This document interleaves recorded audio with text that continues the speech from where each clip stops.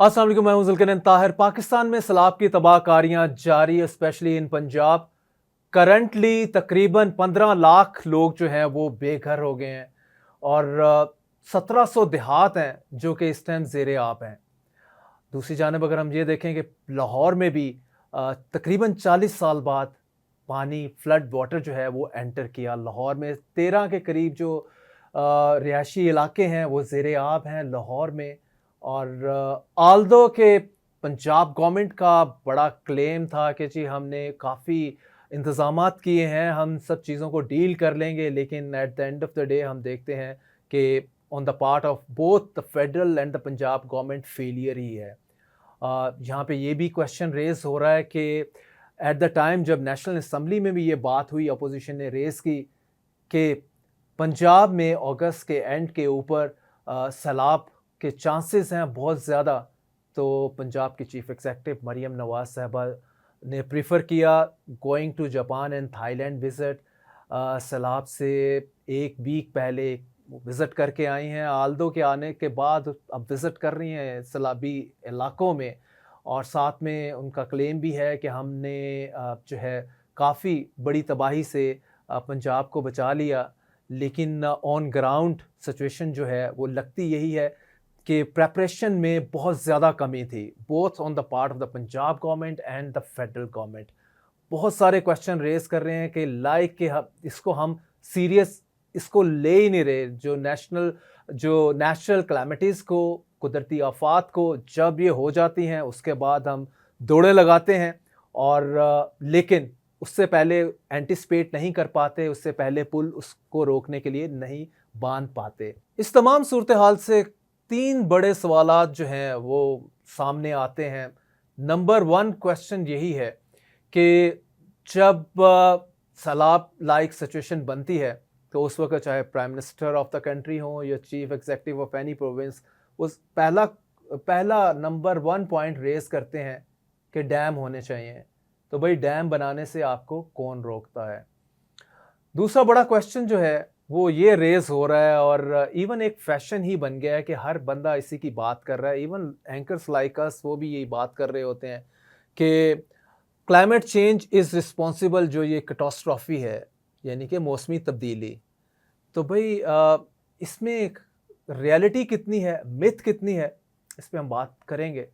और तीसरा बड़ा क्वेश्चन जो कि which is very very concerning one, जो कि कंसर्न टू एवरीवन, इंडिया की, भारत की आबी जारियत की बात बहुत हो रही है। मिनिस्टर्स आराम से बात तो कर रहे हैं कि जी भारत ने पानी छोड़ दिया और इस टाइम पंजाब डूबा हुआ है और आने वाले दिनों में सिंध भी डूबेगा क्योंकि ये पानी जो है सिंध की तरफ जा रहा है।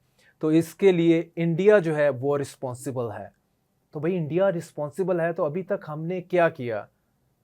किसी भी गवर्नमेंट फंक्शनरी ने, मिनिस्टर ने या गवर्नमेंट एज ए होल ने बताया कि हम इंडिया को किसी लीगल फोरम पे लेके जा रहे हैं इस चीज़ को? इंडिया ने तो ये भी मुनासिब बताना नहीं समझा थ्रू इंडस वाटर ट्रीटी। उसने हेल्ड इन अबेंस कर दी, उसको सस्पेंड कर दी और सिर्फ रूटीन में बताया कि भाई ये आपकी तरफ सारा पानी आ रहा है जो हमारे यहाँ आया हुआ है टोरेंशियल रेन की सूरत में, हमारे डैम फिल कर गए हैं, हुन तुसी भुगतो। तो पाकिस्तान ने तो अभी इस पर कोई ख़ास रिएक्शन नहीं दिया। अगर आप देखें कि पहले जब ये बात हो रही थी कि इंडिया ने कहा था कि हम तुम्हारा पानी रोकेंगे, तो तब एक बड़ी स्ट्रॉन्ग स्टेटमेंट आई थी, उसमें कहा था भाई पानी रोकने के लिए तुम्हें डैम बनाने पड़ेंगे ना, तो उन डैमों को हम मिसाइलों से उड़ा देंगे। इस मरतबा तो इस तरह की कोई स्टेटमेंट नहीं आई। 15 लाख लोग अभी इम्पैक्ट हुए हैं आज की डेट में। आने वाले दिनों में ये फिगर कहाँ तक जाता है? उनका माल मवेशी वो इसमें बह गए। इस टाइम तक 22 लोग loss their lives. Who is responsible? और सिर्फ हम ये चीज़ें eight the end of the day talk for the sake of talk, इस कब हम वॉक द टॉक करेंगे? यानी कि प्रैक्टिकली हम कोई कौन सा ऐसा बड़ा मेजर्स लेंगे जो अगले साल हम यही बातें ना कर रहे हों। अगर हम साथ में ये भी देखें कि this is not happening this time alone. 2022 में भी एक बड़ा सैलाब आया है और उसके बाद भी हम बैगिंग बाउल लेके दुनिया में तो पहुंच गए, लेकिन अपने घर को हमने सीधा नहीं किया। तो जब तक put your own house in order first ये पॉलिसी गवर्नमेंट नहीं ऑप्ट करेगी तो कुछ होगा नहीं। शहबाज शरीफ साहब का जो आज का स्टेटमेंट है कि ये आफात जो हैं ये आती रहेंगी, इनको हैंडल करने के लिए हमें डैम बनाने हैं और मेजर्स लेने हैं। तो शहबाज शरीफ साहब, you are here for the last 3 years as prime minister. 16 माह पीडीएम के प्राइम मिनिस्टर थे, 17 माह से आप पीएमएल नून की गवर्नमेंट के प्राइम मिनिस्टर हैं, mean as a whole Pakistan के प्राइम मिनिस्टर हैं। क्या स्टेप्स लिए और क्या स्टेप नहीं लिए ये बताएं। बेसिकली रुकावटें क्या हैं इन सारे स्टेप्स को लेने में? कालाबाग डैम क्यों नहीं बना सकते, या कोई और बड़ा डैम क्यों नहीं बना सकते? छोटे डैम बनाने में भी क्या प्रॉब्लम है? तो ये मेजर इश्यूज हैं और ये मेजर क्वेश्चंस हैं, इनका आंसर आपको देना ही पड़ेगा। और क्योंकि क्लाइमेट चेंज वाला जो मामला है और एक्सेसिव रेन्स और आगे भी इंडिया से पानी आने वाला मामला, ये रुकने वाली चीज़ें नहीं हैं। तो इस सारे मौजू को हमारे साथ ट्रैक करेंगे एनवायरमेंटलिस्ट हैं, environmentalist expert doctor Zainab Naeem हैं, और स्पेशली हमारे पास क्या लीगल ऑप्शन है to deal with India's onslaught on with regard to water. उसके लिए हमें सुप्रीम कोर्ट के एडवोकेट साहबजादा मुजफ्फर अली ज्वाइन करेंगे और इस सारे इशू को ट्रैक करेंगे। डॉक्टर ज़ैनब नईम, शुक्रिया आपका हमें ज्वाइन करने का। जी जी जी। अच्छा, इसमें बताइएगा ये कि कितना बड़ी ये मिथ है या रियलिटी भी इसमें है कि मौसमी तब्दीली, हर हम जो भी कुछ तबाही इस टाइम सैलाब मचा रहा है पाकिस्तान में, स्पेशली पंजाब में और सिंध की तरफ जा रहा है, तो हम ज़्यादातर लोग, मीन गवर्नमेंट मशीनरी हो या अदरवाइज हो, वो सब कहते हैं ये क्लाइमेट चेंज का किया धरा है। तो क्या ये रियलिटी है जी, ऑल टुगेदर रियलिटी है, या सम पार्ट इसका रियलिटी से इसका है?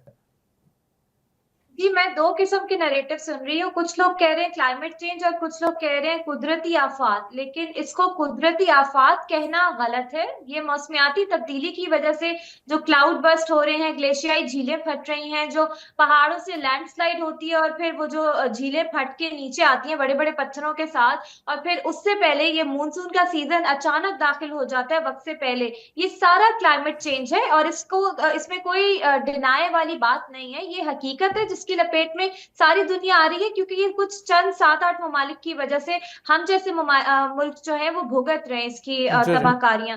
लेकिन अभी दूसरी साइड पे हमारी मिस प्लानिंग और मिस गवर्नेंस से डिजास्टर बढ़ रहा है। वो किस तरह के, हमने दरियाओं के रास्तों पे कंस्ट्रक्शन कर रखी है, फ्लड ठीक प्लेन है। को इंक्रोच कर रखे है जहां कंस्ट्रक्शन अलाउड नहीं होती। हमने सोचा कि दरियाई रावी तो सुकड़ रहा है, सूख रहा है, तो वहां हम हाउसिंग सोसाइटीज बना दें।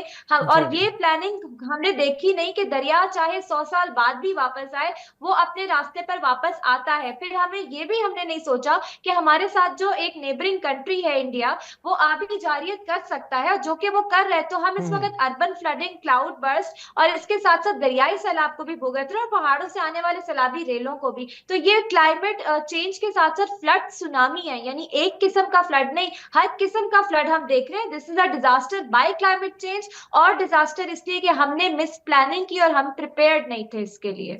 तो क्या हम ये 2022 में भी तो सैलाब आया था पाकिस्तान में, इसमें पंजाब और सिंध में, तो उसके बाद गवर्नमेंट बिल्कुल सोई रही 3 साल, इसको कोई नहीं होश आया कि ये climate change is a reality और आगे चल के भी हम शायद इससे बड़ा सैलाब फेस करेंगे। और एग्जैक्टली 25 में इस टाइम हम पाकिस्तान की तारीख का एक बहुत बड़ा सैलाब जो है वो फेस कर रहे हैं।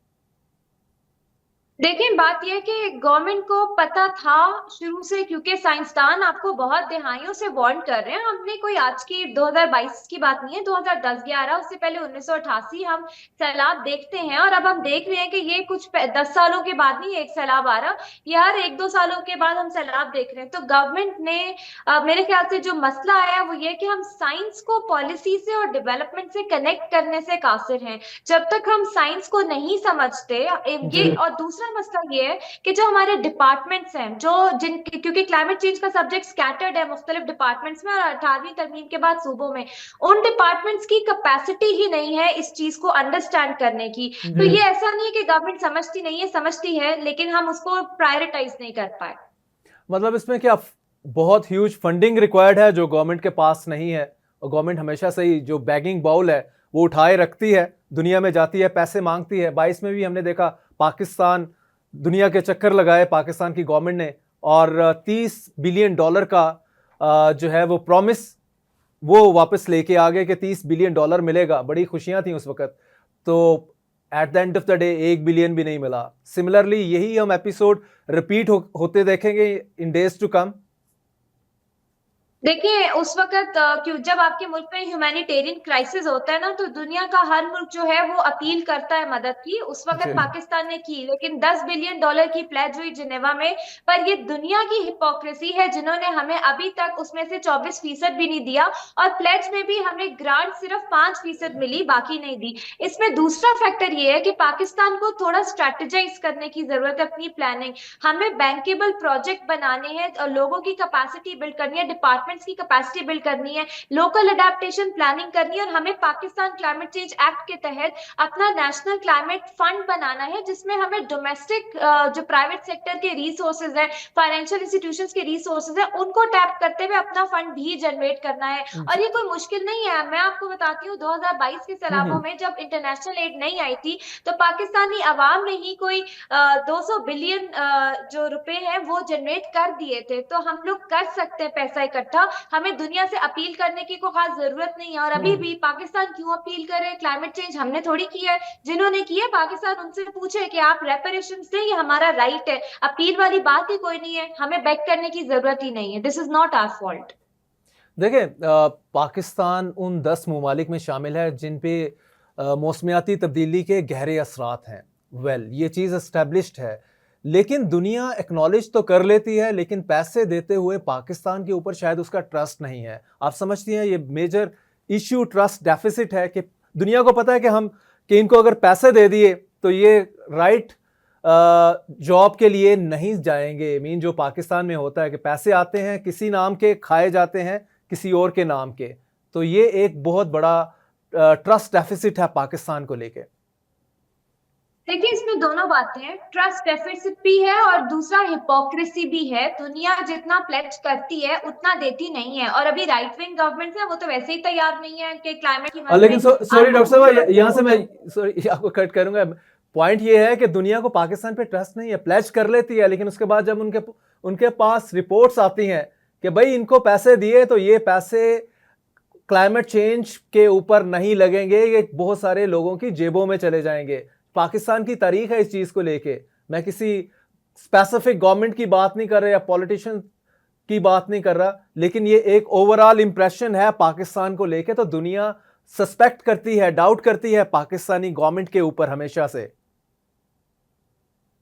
देखिए उसी का मैं बताने लगी थी कि उसी के लिए पाकिस्तान ट्रस्ट डेफिसिट है। मैं मानती हूँ कि पिछले कई दिहाइयों से हम लोग जो है इसको सीरियस नहीं ले रहे, और ये कोई एक गवर्नमेंट पे आप जिम्मेदारी नहीं डाल सकते। लेकिन मसला ये है कि हमें उसके लिए जरूरत है अपनी अकाउंटेबिलिटी फ्रेमवर्क और मैकेनिज्म को स्ट्रॉन्ग करने की। जैसे कि हम अगर फंड आ रहा है, सूबों को उसमें से दिया जा रहा है, तो 18वीं तरमीम के बाद सूबों ने कुछ फंड से क्या किया? चलो अगर सूबे कह देते हमें पैसा मिला ही नहीं, बजट में एलोकेशन होती है, अकाउंटेबिलिटी रखें और पूछें जो बजट आपको दिया गया उसमें आपने किधर लगाया, आपके एक्शन प्लान्स किधर है। जब हम मुल्क में अपना अकाउंटेबिलिटी मैकेनिज्म स्टैब्लिश कर लेंगे तो हमें ये जो दुनिया पैसा देती है उसको ट्रांसपेरेंसी स्टैब्लिश करने में कोई मसला नहीं है। अभी IMF की भी हमें सपोर्ट मिल रही है, उसके तहत हमने क्लाइमेट बजट टैगिंग की है। बजट टैगिंग मुख्तलिफ डिपार्टमेंट्स की है। वो इसीलिए की जाती है कि जिन डिपार्टमेंट्स में जो फंड जा रहा है उनका ऑडिट और ट्रांसपेरेंसी इंश्योर की जाए। तो ये दुनिया की देखिए इसी ट्रस्ट डेफिसिट को मिटिगेट करने के तरीके होते हैं, मैकेनिज्म्स होते हैं, वो हो जाते हैं। लेकिन इससे बड़ी बात मसला ये है कि दुनिया रेडी नहीं है अभी आपको फंड करने के लिए। आप जो भी कर ले वो रेडी ही नहीं है, वो कुछ ना कुछ इल्जाम लगा देगी आप पे। जी, प्राइम मिनिस्टर शहबाज शरीफ और चीफ मिनिस्टर पंजाब मरियम नवाज साहबा कहते हैं कि जी डैम बनने चाहिए, कुदरती आफात को डील करने के लिए, फ्लड्स को डील करने के लिए डैम होने चाहिए, और इस पे हम फ्यूचर में अच्छी प्लानिंग करेंगे। पाकिस्तान को फ्लड बनाने से, डैम्स बनाने से कौन रोकता है? डॉक्टर साहबा से ये बिल्कुल जानेंगे एक ब्रेक के बाद। नाज़रीन एक ब्रेक लें और गुफ्तगू का सिलसिला यहीं से जारी रखते हैं। Welcome back. डॉक्टर साहब बताइएगा कि डैम बनाने से हमें कौन रोकता है? देखिए, डैम्स को फ्लड से कनेक्ट करना ये दो अलग अलग चीजें हैं। इसमें पहली चीज ये है कि पाकिस्तान को बड़े डैम की जरूरत है जियोपॉलिटिकल सेंस में, क्योंकि आपके साथ जो नेबर है वो वाटर टेररिज्म करने से बाज नहीं आता। हमारी स्टोरेज कैपेसिटी इंटरनेशनल स्टैंडर्ड्स के मुताबिक नहीं है उतनी पानी की। तो ये आपको जियोपॉलिटिकल लेंस से एक बड़ा डैम आपकी जरूरत है ही है, लेकिन वो डैम क्या आपको इन सैलाबों से बचा लेगा? ये दो अलग चीजें हैं। ये कालाबाग डैम की बात कर रही हैं आप? कालाबाग डैम या के कोई अल्टरनेट भी? कालाबाग हो, त्यामर भाषा हो, कोई भी डैम हो, एक बड़ा डैम हमें रिक्वायर्ड है। आप देख लें, उसमें कंसेंसस आ जाता है सूबों का, तो वो बहुत अच्छी बात हो जाती है जिस भी डैम पर आ जाए। मैं ये बात कर रही हूँ कि उसको ये लिंक करना कि डैम बना लेने से हम इन सैलाबों से मुकम्मल तौर पे बच जाएंगे, ये पूरी स्ट्रैटेजी होती है। डैम आपको बिजली के लिए, आपकी पानी की स्टोरेज के लिए, आपकी ज़राअत के लिए जरूरी होता है। सैलाबों से बचने के लिए आपको फ्लड प्लेन इंक्रोचमेंट रोकनी है, आपको जेर जमीन पानी रिचार्ज करना है, आपको पहाड़ों से आने वाले सैलाबी रेले या रोत कोई जो है उसका पानी टैप करना है। और वो कैसे करते हैं? मैदानी इलाकों में आपको कोई बड़े डैम की जरूरत नहीं होती, छोटे डैम चाहिए होते हैं जो पहाड़ों के आगे बना दिए जाएं, या जो जेर जमीन पानी को रिचार्ज करने के लिए इस्तेमाल। छोटे छोटे डैम्स आप अगर बनाते हैं ये मैदानी इलाकों में, वो फायदा दे सकते हैं। और ड्रेनेज सिस्टम इंप्रूव करने की जरूरत है। और सबसे बड़ी बात, जब तक आपका लोकल गवर्नेंस सिस्टम उसकी कैपेसिटीज नहीं होंगी, आपकी अच्छी पॉलिसीज और ये सारी चीजें लोकल कम्युनिटीज तक नहीं पहुंच सकती। तो बहुत जरूरी है कि आप बॉटम अप अप्रोच लेके लोकल अडेप्टेशन डिस्ट्रिक्ट लेवल से प्लानिंग शुरू करें, शहरों के बनाए प्लान्स, और उसमें देखें क्या हमें छोटे डैम्स की जरूरत है या क्या हमें ड्रेनेज की जरूरत है, क्या होना चाहिए। एक्सपर्ट्स को शामिल करें और रियल एस्टेट और कंस्ट्रक्शन इंडस्ट्री को शामिल करें। ये पूरी होलिस्टिक प्लानिंग होती है, किसी एक के बस की बात नहीं है। लेकिन फिर वही बात आ जाती है, गवर्नमेंट पे ही आएगी। आप कहेंगे गवर्नमेंट के क्वेश्चन मुझसे पूछ रहे हैं, गवर्नमेंट इसके बारे में माइंडफुल क्यों नहीं है, कॉग्निजेंट क्यों नहीं है? जब इस तरह की आफत आती है सैलाब की फॉर्म में, या जब अर्थक्वेक आ जाता है, तो उससे रिलेटेड गवर्नमेंट बात तो ज़रूर करती है। ऑफ द गिवन डे 4 दिन गुजरते हैं, मीडिया से खबरें आउट होती हैं और गवर्नमेंट भी आउट हो जाती है, तो इसका कोई थॉट उस पर गवर्नमेंट का रहता नहीं है। तो इसके पीछे गवर्नमेंट इसको यही समझती है कि बस ये एक लिप सर्विस के तौर पे statement for the sake of statement दे दिया, और ये once that catastrophe is over तो गवर्नमेंट भी उसको समझती है कि कोई इशू नहीं रहा।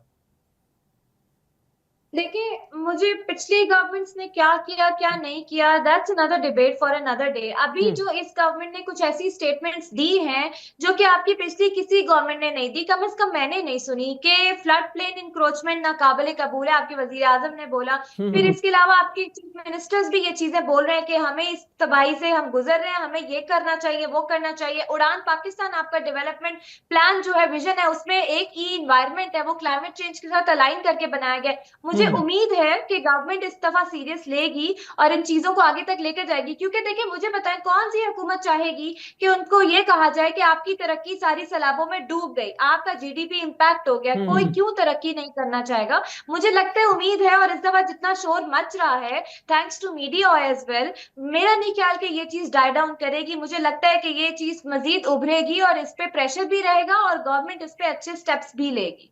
दूसरा, इंडिया की आबी जारियत के हवाले से बात कीजिएगा कि इंडिया जो पानी छोड़ता है, जाहिर है उधर भी टोरेंशियल रेन्स हैं और सो मच सो उनके डैम भर जाते हैं तो पाकिस्तान के ऊपर पानी छोड़ देता है। इंडस वाटर ट्रीटी जो है हेल्ड इन अबेंस है, एक तरह की सस्पेंड हुई हुई है। तो इस दौरान हम इंडिया को किस तरह से टेक ऑन कर सकते हैं, या इंडिया को किस तरह से रोक सकते हैं कि वो पाकिस्तान के पर पानी ना छोड़े? देखिए, बिल्कुल ये सही बात है। इंडस वाटर ट्रीटी उन्होंने हेल्ड इन अबेंस की, और उसका उन्होंने सबूत ये दिया कि इस दफा जब उन्होंने पानी छोड़ना था तो वो through proper channel Indus commissioner के जरिए इत्तला नहीं दी गई, वो सिर्फ, और डेटा भी शेयर नहीं किया गया, वो सिर्फ इत्तला एक लेटर के जरिए मोफा को। अब बात यह है कि, और मुझे हैरत इस बात पे है, ठीक है क्लाइमेट चेंज है, हमारी मिस प्लानिंग है, हमारी मिस गवर्नेंस है, अभी भी जब हम बात करते हैं इंडिया की आबी जारियत की तो कुछ लोग कहते हैं आप इल्जाम इंडिया पे डाल रहे हो। भाई, वी आर स्टेटिंग फैक्ट्स। इस साल जून जून के शुरू में, मई के एंड में इंडिया ने अपने 3 डैम्स जिनकी कैपेसिटी 1.2 मिलियन एकड़ फीट है वो भर लिए थे जब चुनाव सूखना शुरू हो गया था। उनको पता था इस दफा बारिशें ज्यादा होनी है, उनको वक्फे वक्फे से पानी छोड़ते रहना चाहिए था ताकि इतना बड़ा सैलाबी रेला हमारे मुल्क में ना दाखिल हो, बट उन्होंने ऐसा नहीं किया। तो ये बहुत बड़ा सबूत है उस आबी जारियत का जिसकी वजह से हम दरियाई सैलाब से भुगत रहे हैं। हमें फैक्ट स्टेट करने चाहिए कि टेररिज्म है और इसके बेसिस पे पाकिस्तान को अपना केस और स्ट्रॉन्ग करना चाहिए, लेकिन उसके साथ साथ ही हमें अपनी integrated water resource management strong कर लेनी चाहिए। इसी आबी जारियत को निमटने के लिए हमारे लिए डैम बहुत जरूरी है। पाकिस्तान का वाटर अपॉर्चनमेंट अकॉर्ड 1991 के तहत सूबों का कंसेंसस होना बहुत जरूरी है, लेकिन मुझे हैरत होती है कि जब ये नेशनल सिक्योरिटी का मसला बनता है, देखिए मेरे ख्याल से इंडिया पाकिस्तान की जंग लगने से एक हफ्ता पहले तक सूबे आपस में झगड़ रहे थे डैम बनना चाहिए या नहीं बनना चाहिए। कनाल के ऊपर भी लड़ रहे थे, 6 कनाल्स निकालनी थी, उसके ऊपर भी लड़ रहे थे। जी जी, रिवाइज करने की जरूरत है क्योंकि वाटर डायनामिक सब्जेक्ट है, क्लाइमेट चेंज डायनामिक सब्जेक्ट है। हम कोई 30-40 साल या 100 साल पुराने अकॉर्ड्स को लेकर अब नहीं चल सकते, हमें नई प्लानिंग की जरूरत है। जो सिस्टम काम नहीं कर रहा उस सिस्टम को चेंज कर देना चाहिए ताकि हम इस किस्म की आफात से दो चार होने से बच जाए। डॉक्टर साहब आखिर पे हमें ये बताएं कि अगले साल भी आपको लगता है कि हम यही बातें कर रहे होंगे या मुझे कुछ चेंज लगता होगा? है मुझे लगता है कि क्लाइमेट चेंज अगले साल भी होगा। अभी सर्दियों से ही आपको पता लगना शुरू हो जाएगा, जब ड्राई स्पेल, शदीद सर्दी, खड़ी फसलों के नुकसानात, ये सब आप देखेंगे। लेकिन मुझे लगता है कि इस किस्म की जो मिस प्लानिंग हमारी इस दफा हुई है, अगले साल प्रिपेयर्डनेस इससे ज्यादा बेहतर होगी और हम कुछ ना कुछ बेहतरी की तरफ जा रहे होंगे। इंसान को होपफुल रहना चाहिए और being a generation of youngsters I believe हम डिस्पेयर में नहीं जा सकते। हम इस मुल्क को हमें संभालना है, सो हम मुझे उम्मीद अच्छी है कि हुकूमत कुछ ना कुछ अच्छा कर जाएगी। बहुत शुक्रिया डॉक्टर ज़ैनब नईम साहबा हमारे साथ थी। और नाजरीन यहाँ पे एक ब्रेक लेते हैं, ब्रेक के बाद गुफ्तगू का सिलसिला यहीं से जारी रखते हैं। Take a break. Welcome back. हमारे साथ मौजूद हैं साहबजादा मुजफ्फर अली, सुप्रीम कोर्ट के सीनियर लॉयर हैं और नैब को भी इन्होंने सर्व किया हुआ है एज प्रोसिक्यूटर। साहबजादा साहब, वेलकम टू द प्रोग्राम। जी थैंक यू, बहुत शुक्रिया आपका जुल्करैन साहब। साहबजादा साहब बताइएगा कि हमारे पास लीगल ऑप्शन क्या है इंडिया को टेक ऑन करने के, जो इसने हम पे पानी छोड़ा है, अभी जारियत कर रहा है। जी बिल्कुल, जैसे कि आपने बताया भी, ये इंडस वाटर ट्रीटी है, तो पाकिस्तान के पास तो सबसे पहले तो जो फोरम है वो यही है इंडस वाटर ट्रीटी में। आपको मालूम है कि इसमें आर्बिट्रेशन क्लॉज होता है, जिधर जाके आप अपना ये पहले मुकदमा ले जाते हैं और ये कहें कि इन्होंने वायलेशन की है उस इंडस वाटर ट्रीटी की। और माजी में जिस तरह पाकिस्तान पहले भी गया, जेलम नीलम में गए और एक दो और आर्बिट्रेशन करवाई गई, तो मेरे हिसाब से एक तो ये ऑप्शन है लीगल रेमेडी। उसके अलावा अभी जरूरत है डिप्लोमेटिक प्रेशर की। अभी जरूरत है कि आप जो इसका गारंटर है वर्ल्ड बैंक, उनको अप्रोच करें पाकिस्तान, आप अप्रोच करें यूनाइटेड नेशंस को, आप अप्रोच करें इंटरनेशनल कोर्ट ऑफ जस्टिस को, आप OIC में लेके जाएं ये बात, उनको बताएं कि ये वायलेशन कर रहे हैं, ये जानबूझ के इसके ऊपर काम नहीं करे। 2023 के बाद इन्होंने एक नोटिस दिया, उसके बाद ये खामोश हुए हुए। तो ये इंडिया की एक बहुत बड़ी चाल है। जिस तरह इन्होंने पानी छोड़ा है, ये तो अल्लाह ताला का कोई फजल है इस मुल्क के ऊपर कि तबाही नहीं हुई। मैं तो समझता था जितना ही पानी इन्होंने तबाही तो हुई है, काफी तबाही हुई है साहबजादा साहब, काफी तबाही हुई है। 15 लाख लोग इस टाइम बेघर हो गए हैं और देखें 1700 पानी छोड़ा गया ना, पानी के आप अंदर है। देखें 38 साल के बाद रिवर रावी में इतना पानी छोड़ा गया, आप ये भी देखिए। और मैं ये समझता हूँ कि अभी भी अल्लाह के हुक्म से, देखें आप और मैं भी लाहौर शहर के रहने वाले हैं, हम भी ये चीजें देख रहे हैं, हम भी सड़कों पे निकलते हैं। ये जो एरिया रिवर रावी के साथ साथ है वो जरूर हुआ है, जो सियालकोट की तरफ गया है पानी, वो इफेक्ट रावी ने किया है। लेकिन मैं अब आपको ये भी बताता चलूं कि आप इस चीज को भी अप्रिशिएट करें कि इस टाइम हमें सिर्फ रेमेडियल मेजर्स लेने हैं। अब रेमेडियल मेजर्स में सबसे पहले लीगल अपॉर्चुनिटी है जो पाकिस्तान शुड उनके जितने स्टेक होल्डर्स हैं डिप्लोमेटिक वे में ये चीज करें, जैसा मैंने आपको बताया, ये आवाज उठाएं। दूसरे मामले में कि ये इंडस वाटर ट्रीटी बेशक वो हेल्ड इन अबाइंस है, लेकिन आप उसको नोटिस दीजिए कि आप ये वायलेशन की, आपने इतना पानी छोड़ा जबकि आप 30% नहीं कर सकते, जितना छोड़ा 30% आप कर सकते थे।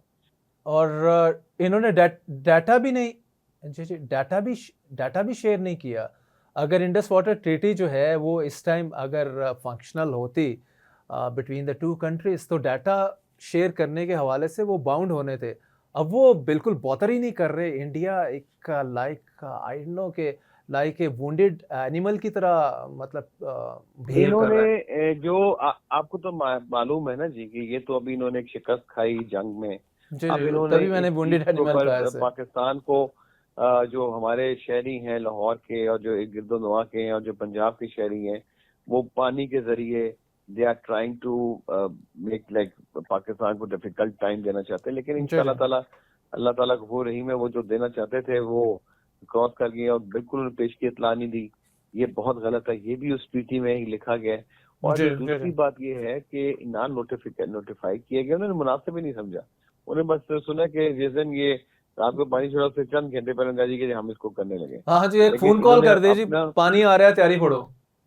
जी जी हाँ जी तैयारी करो। अब उसकी जो जितना पानी छोड़ा गया है वो एक कैपेसिटी होती है ना। देखिए उन्होंने तो वहां पे डैम्स बनाए। अब उनको मालूम है कि पाकिस्तान में अभी इस चीज के ऊपर मेरा ख्याल अब गवर्नमेंट भी सोचेगी कि अब हमें डैम्स की तरफ जाना पड़ेगा। छोटे छोटे जी जी मुल्क हैं, उन्होंने आप देखिए कितने डैम्स बना लिए हैं। Even India has so many dams. ये बांग्लादेश आप देख लें, इन्होंने डैम्स बना लिए। तो अब हमें भी अब डैम्स की तरफ जाना पड़ेगा, खास तौर पे रावी बेड के साथ बनाने पड़ेंगे ताकि ये पानी जो जाया भी ना हो, महफूज हो। जो क्लाइमेट चेंज ग्लोबली आ रहा है, जी अब जी देखें, अब तो ये नो डाउट आपको अबाउट पता है इट। कि इट हैज स्टार्टेड नाउ। अब आगे जो वक्त आने वाला है वो और क्लाउड बर्स्ट होंगे और ये सैलाब आएंगे। इस तरह इन चीजों को अब कंट्रोल करने का टाइम आ चुका है। जिस तरह हमारे एक ऑनरेबल जज हैं जस्टिस शाहिद करीम साहब, जी मैं जी उनकी प्रोसीडिंग्स अटेंड कर रहा हूँ कोर्ट में, तो मैं बड़ा मुतासिर होता था कि जब वो ये कहते थे ना कि ये जो रेन वाटर स्टोरेज टैंक्स बनाए गए, आपने देखा होगा दातागंज बख्श के पास एक पूरा वजू का जो पानी उसका एक स्टोरेज टैंक बनाया गया है, उसको फिल्टर करने। फिर उसके अलावा ये माल रोड के ऊपर भी बनाया गया, 3-4 जगहों पर बनाया गया। इवन जो रूडा ने अभी नई डेवलपमेंट की है, जी जी आपने नोट किया होगा, उन्होंने भी अपना रेन वाटर स्टोरेज टैंक बनाया। सो ये तो सही। ये सीबीडी ने, तो अब तो ये चीजें इन एनी केस बनेंगी। और रूडा वालों ने भी बहुत बड़ा डैम एक बना रहे ताकि ये चीज हो। तो मेरा ख्याल है कि अब आने वाला वक्त जो है ना, जी रेमेडियल जी मेजर्स की तरफ हमें सोचना चाहिए। जो हाँ हो जी। गया, जिन लोगों का नुकसान हुआ उनको कॉम्पनसेशन करनी चाहिए। गवर्नमेंट को चाहिए they should drive a very good plan for them. और जिन लोगों का नुकसान अल्लाह ताला ने बचा लिया तो उनको मजीद आगे कोई फ्यूचर के लिए उसके लिए भी रेमेडियल मेजर्स करने चाहिए। सब्ज़ा साहब, इसमें जो पहले बात चल रही थी, इंडिया कहता था कि जी पाकिस्तान का मैं पानी रोकूंगा, मैं इस पे डैम बनाऊंगा, वो पानी वहाँ स्टोर करूंगा। हमने उसे एक बड़ी स्ट्रॉन्ग वार्निंग दी, हमने कहा तुम बना के दिखा, हम उस पे मिसाइल मारेंगे और किस्सा पारीना कर देंगे सारे सारे मामले को। इस तरह का कोई ये जो अभी आबी जारियत है जिसके बारे में हम सब बात करें, हम सबसे ज़्यादा गवर्नमेंट बात कर रही, गवर्नमेंट के मिनिस्टर्स बात कर रहे हैं, तो क्या क्या इसमें भी कोई काइंड ऑफ काइनेटिक एक्शन की हम वार्निंग इंडिया को दे सकते हैं? लीगल ऑप्शन तो जैसे आप बता रहे हैं बिल्कुल एब्सोल्युटली स्पॉट ऑन, लेकिन काइनेटिक का भी कोई हम इंडिया हर अपनी उस चीज में, अपने हर उस बात में फेल हो रहा है और वो शिकस्त खा रहा है। और इस बात पे भी ये जिसने पानी बंद करने की धमकियां देता रहा या बंद कर देंगे पानी, पाकिस्तानियों को प्यासा करेंगे, तो जी मेरा मकसद ये है कि ये भी उसकी एक शिकस्त का एक दूसरा है कि उसने आज मजबूरी में पानी खोल दिया और पानी आ गया पाकिस्तान में। हमारा वाटर टेबल बहुत इंक्रीज हो गया है अल्हम्दुलिल्लाह, ये मैं नहीं कहता, लेकिन ये भी नहीं कहता कि ये नुकसान से हुआ। वाटर टेबल भी पाकिस्तान का डे बाय डिक्रीज हुआ था, जो जी जी हमारा जमीनी सतह है। अब ये है कि इस सैलाब के पानी से जरूर दे विल बी कुछ फुटों तक तो मेरे ख्याल से ये गाढ़ा रहेगा। ये तो थोड़ी तबाकारियां होती हैं इसमें, वो तो रहेंगी। लेकिन जी ये जी है कि मैं इस दोनों सेंसेस में फिर मैं आपको जिस तरह कहूँ कि हमें लीगल फोरम के ऊपर जरूर जाना चाहिए। इंटरनेशनल कोर्ट ऑफ जस्टिस में जाएं, यूनाइटेड नेशंस में जाएं, वहां भी आप और सबसे पहले तो वर्ल्ड बैंक जो आपने बात की है, जिसने ये ट्रीटी करवाई है बिटवीन पाकिस्तान एंड इंडिया। जी हाँ जी जी वो करें। और सबसे जो पहला फोरम तो वो डिप्लोमेटिक है। वे में भी हम जो बड़े मुल्क हैं उनको ये बात पहुंचाएं कि ये they are not acting upon the treaty. और ये ट्रीटी में वर्ल्ड बैंक गारंटर है, वर्ल्ड बैंक को बताया ना कि जी ये क्या आपने जो गारंटी दी है, सब कुछ किया है, तो आप इसको ऊपर इम्प्लीमेंटेशन कराएं। और हम जब खुद उसको ऊपर इम्प्लीमेंट कर रहे हैं, आपको पता है हम पाकिस्तान की तरफ से कोई वायलेशन नहीं है इंडस्ट्री की। जो जी जी टर्म्स एंड कंडीशन पाकिस्तान के ऊपर वो सब फॉलो की जा रही है। लेकिन फ्रॉम इंडिया साइड जी, पाकिस्तान समहाउ रिसीविंग एंड पे भी है ना, इंडिया की तरफ से पानी आ रहा है तो थोड़ा सा पाकिस्तान रिसीविंग एंड पे भी है, तो इसलिए वायलेशन भी उस तरह से पाकिस्तान की तरफ से उसके होने के चांसेस ज़रा कम ही होते हैं। वो पानी का देखें, वो उन्होंने जिस तरीके से छोड़ा है ना, वो तो एक किस्म का उनकी समझ लें कि मेलाफाइटी है। दे वी कैन नॉट से कि दे हैव डन कि वो लोग अपनी जान बचाने की, उनकी मेलाफाइटी है। वो दे वांटेड कि तबाही आए पाकिस्तान में, दे वांटेड दैट। तो वो उन्होंने की, ये आप नहीं कह सकते कि जी कि वो भी बेबस थे, उन्होंने जानबूझ के छोड़ा है। और अपने डिफेंस में तो वो कह रहे हैं कि हमें टोरेंशियल रेन्स, बहुत एक्सेसिव रेन्स हुई हैं। छोड़ा है। जी जी, साहबजादा साहब, उसमें इंडिया अपने डिफेंस में बात कर रहा है या इंडियन मीडिया भी कर रहा है इस चीज़ को कि इंडिया में भी इस टाइम सैलाब की कई इलाकों में, हिमाचल प्रदेश है, सैलाब की सूरत हाल है। वो कह रहे हैं torrential rains, heavy rain spells हैं, उसके बाद हमें ये पानी छोड़ना ही था, हमारे जो डैम्स हैं वो सारे फेल इन कर गए। तो वो अपने डिफेंस में तो ये बातें कर रहे हैं, तो कितनी इसमें वजन है? देखिए, हम ये भी आपकी बात दुरुस्त है। क्लाइमेट चेंज में यहाँ पे क्लाउड बर्स्ट बहुत ज्यादा हुए हैं, पानी बहुत हुआ है।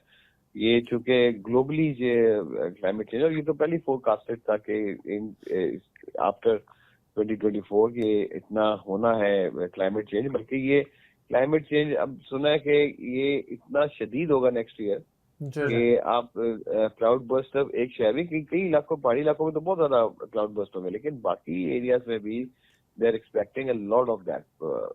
ये जो आफात है ये आ सकती है। इसको हमें किसी तरह कंट्रोल करना चाहिए, इसके ऊपर रेमेडियल मेजर्स करने चाहिए, थिंक टैंकर्स को बैठना चाहिए, एक्सपर्ट्स को बैठना चाहिए कि हाउ टू सेव इट, कि आने वाला जो वक्त है वो हम इन आफात, कुदरती आफात जो है उनसे बच सकें। लेकिन इसके साथ साथ मैं ये भी कहूंगा कि इट डजंट मैटर, अल्लाह ताला ने फिर भी हमारे इस मुल्क को, इस जो शराब की तबाहकारियां इतनी ज्यादा थी जो हम एक्सपेक्ट कर रहे थे, अल्लाह ने फिर भी बचाया। अल्लाह का शुक्र अदा करो। अभी भी 2-3 दिन, अभी भी 48 घंटे हमारे खतरनाक हैं।